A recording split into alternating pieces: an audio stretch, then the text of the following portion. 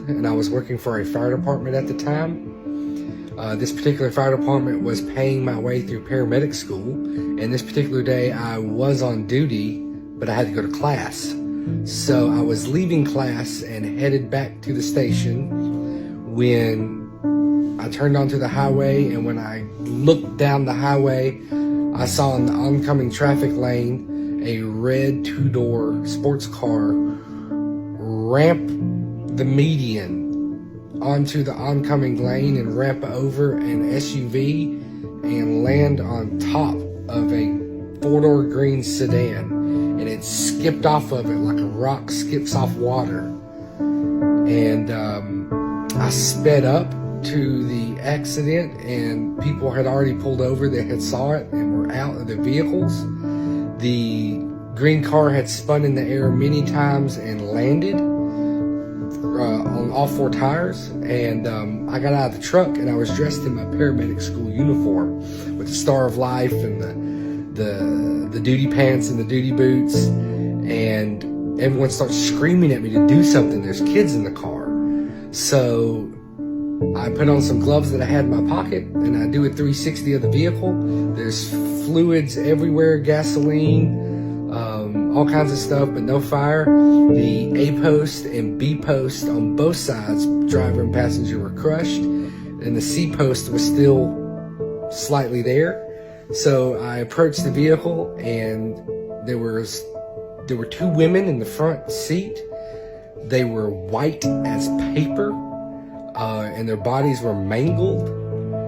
The windshield was completely crashed in on them. The dash was completely crushed in on them. There was glass deeply embedded in their faces.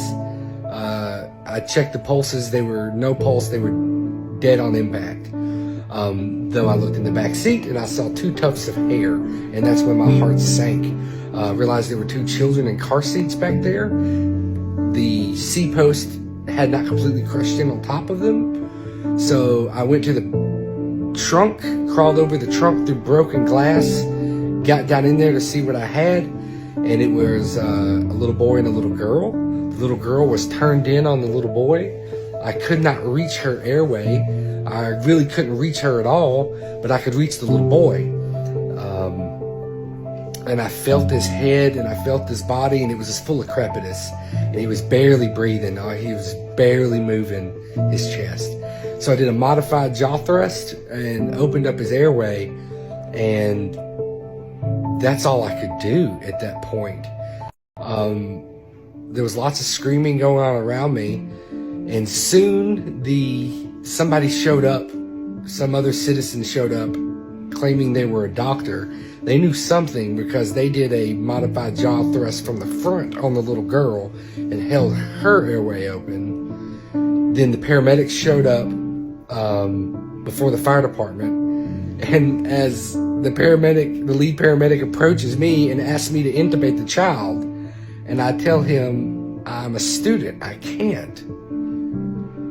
And so they do the best they can to get some lines started on these kids, and the fire department shows up, throws a blanket on top of me and this other guy that's in the vehicle holding the airway on these children, and they cut the car apart all around us. And finally, I pulled out my knife that I had after someone else took the boy's airway, and I cut the straps. I cut the seatbelt holding the car seat in. They freed the boy, and they took both of them out, and I crawled off the car and cried in the ditch.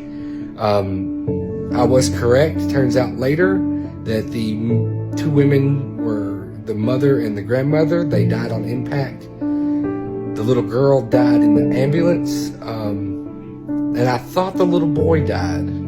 But 4 years later, I found out that he did survive. He was airlifted out,